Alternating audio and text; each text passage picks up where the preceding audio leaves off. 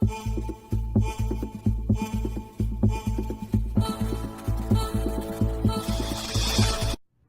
no, I have a physics test tomorrow, but I missed 3 days of school. What am I gonna do? This sounds like a job for the physical quantity. I'm a velocity, and I help determine how fast you're going. I'm activity. I help with the length, quantity, and size of vectors. I'm acceleration, and I'll help you with velocity in respect to time. Genection, I'll tell you the course along which an object moves and which way the vector points. We are the physical quantities! We heard your cry for help, Ian. So Ian, what we're going to show you first is the head-to-tail method of vector addition. First, we're going to show you the vector quantities. You're going to have one that is 20 centimeters and one that is 10 centimeters. Those are your vector quantities.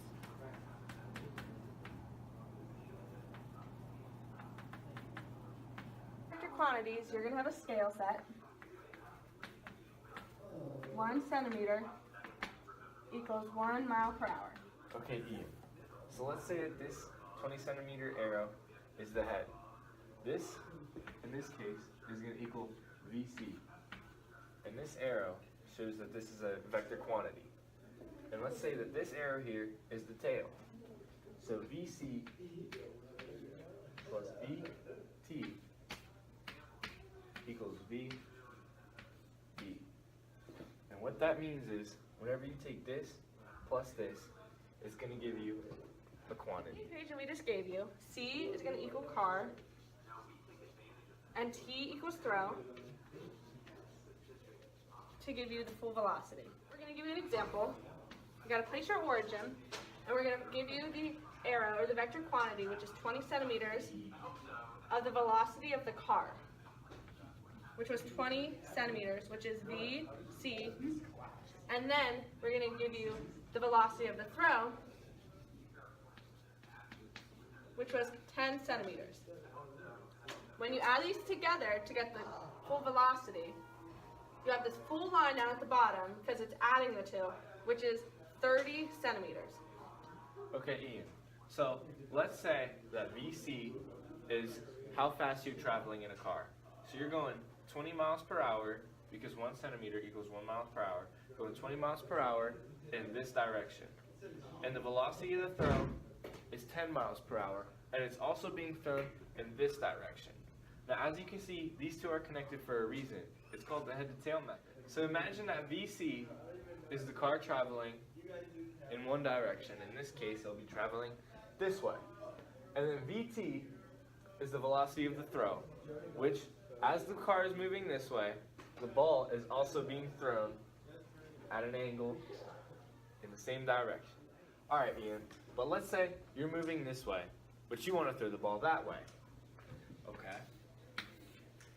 So you're traveling at this speed, this way, 20 miles per hour, and then you throw the ball in the opposite direction. But what do you do then? This rule still applies. However, VC equals 20 centimeters, and you're moving in the positive direction. But whenever you throw the ball, you're throwing it in the negative direction. So rather than it being VC plus VT, you would have VC minus VT. And it's not that the number, the negative has nothing to do with anything except for direction. So this negative and this positive only indicates what direction the ball is being thrown at. And then that'll give you 10 centimeters, which is also equivalent to 10 miles per hour. So for your last example, with the head-to-tail method, we're going to show whenever the car is moving this way, but the ball is thrown up straight up at this point.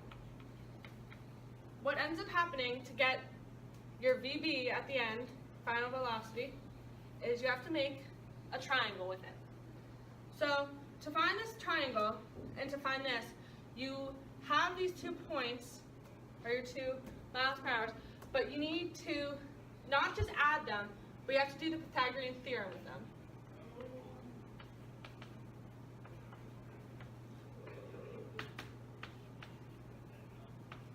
So for this, you're going to do 20 centimeters squared plus 10 centimeters squared, which is going to equal your VB squared.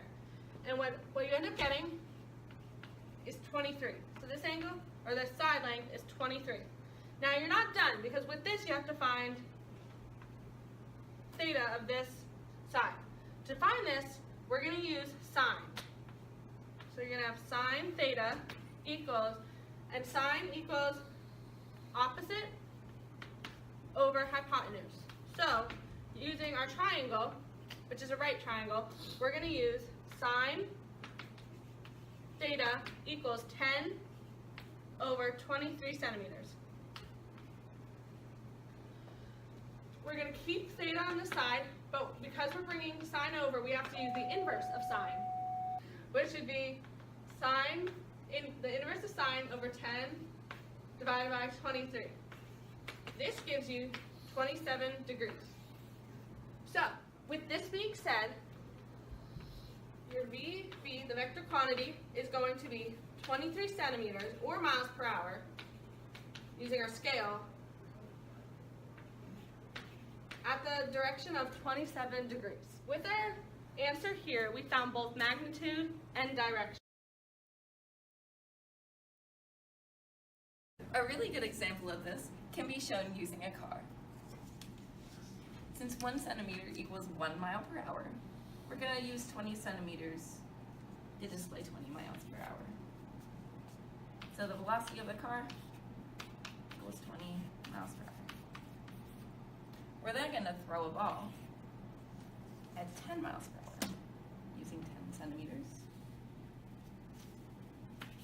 So now the velocity of the throw is 10 miles per hour.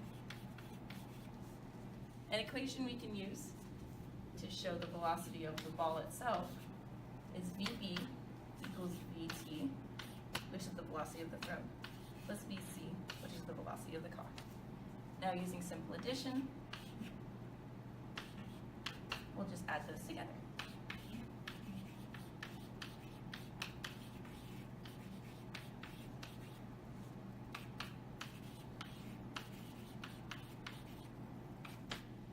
Miles per hour is now the velocity of the ball.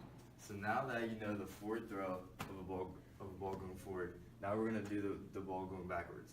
Okay, so first off, we start off with the car going forward at positive 20 miles per hour in a positive direction. So the velocity of the car is equal to positive 20 miles per hour in a positive direction. Okay, so now you throw a ball backwards, and the velocity of the throw would be equal to negative 10 miles per hour in the negative direction. Okay, so now we're going to use the same equation as the forward throw. So it's going to be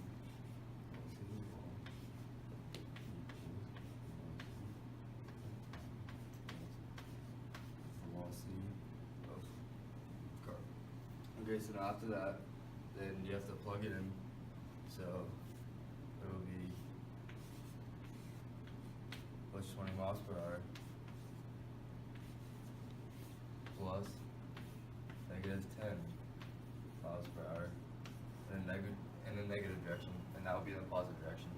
And then your final answer will come out to 10 miles per hour in the positive direction. So Ian, now we're going to show you a real-life example with accompanying videos that you'll see later on, and the math that goes with it. So what we had is Abdelosity throw a basketball into a hoop. That's showing two-dimensional motion because we're going to show you it from a side view, an aerial view, and a view from behind Abdelosity himself. What we're going to start with is finding our origin. So we're going to put the origin where Abdel has his hand starting, about to throw, right here, and that's going to be 0, 0. So on the x-axis, you're going to have 0 meters for x1 and 0 meters on your y-axis for y1. So what we've already predetermined was your velocity, which is 5 meters per second, your initial velocity, and it's going to be at 60 degrees. That's your magnitude and direction of the throw, and it's indicated by that line. So now that we have this set up, a better way to visualize it is just through setting up a simple right triangle. So we already have our hypotenuse, which is 5 meters per second, but we're just going to use 5 for now. But we don't know the opposite or adjacent side in this situation. Now to find the x and y though, we need to use trig and set it up. So how we're going to do this is we're going to use cosine 60, and this is finding the x, and we're using our angle here, equals, now using SOHCAHTOA, we'll know that it is adjacent over hypotenuse. So it's going to be x over 5. Now, because that is not a real answer, we have to multiply the 5 to both sides to get 5 cosine 60 degrees equals x. Now, to find this x, we're going to have to put it into our calculators, and 5 cosine 60 degrees is 2.5 meters per second.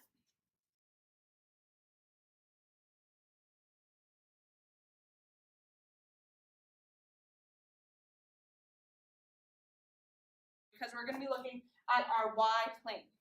It's pretty much the same thing. We're going to use sine 60 degrees equals y over 5. This time, because it's opposite over hypotenuse, instead of what we used for the x over 5, which was adjacent over hypotenuse with our right triangle. So we're going to do the same, multiply it by 5, and we'll have 5 sine 60 equals y. And when you plug this into your calculator, y is going to equal 4.33 meters per second. Now, since we found our origin point, we have to find where it's going to be at the end. So in this situation, because we are at 4.572 meters here, that is going to be your x. Because our velocity is going to throw it 4.572 meters away from you. Now, the y2, is going to be positive 3.048 meters, because that's how tall the basketball hoop is from the ground. Now, with our equation, unlike if we were to throw it off of a hill, and because we threw it up, we also know our v2y already. So it's going to be 0 meters per second because the ball is going to stop immediately at the basket. We didn't place any sensors within the basket, so we can't locate any force or anything after it's already gone through. Now, our accelerations for both are different, and for our x plane, it's going to be 0 meters per second squared because it's not accelerating on the x plane at all.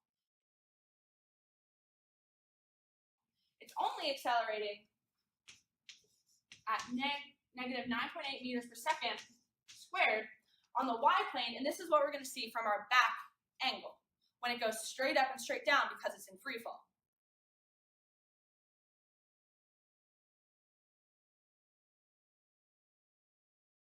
So Ian, the last thing we're going to find is time. It's going to be the same for both of these in the end, which we're going to find out. And the equation we're going to use is v2 equals v1 plus average acceleration times time.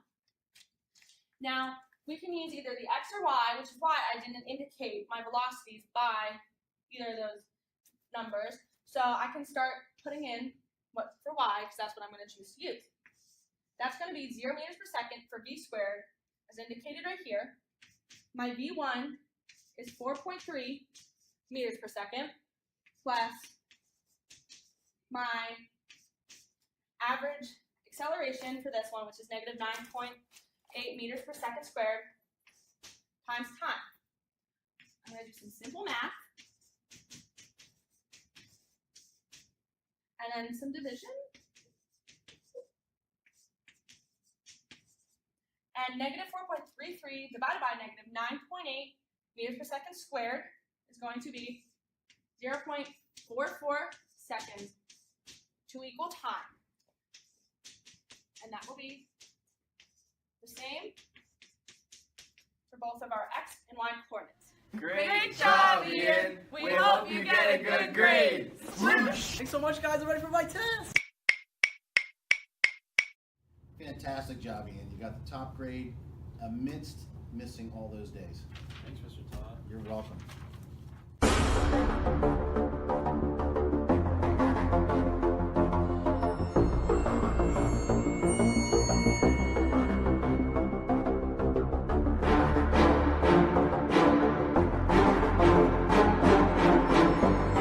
Hold on. The bell thing. Costume change.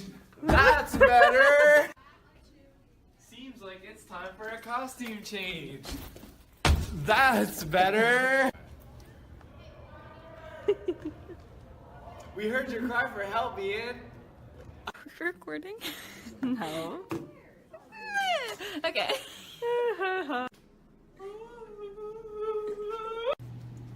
So now we're going to find V2y. And we're going to do that using V1y, and we're going to plug it into equation 5.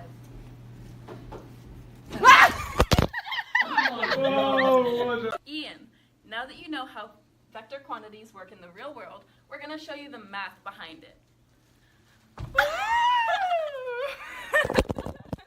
Great job, No, Ian. I'm done.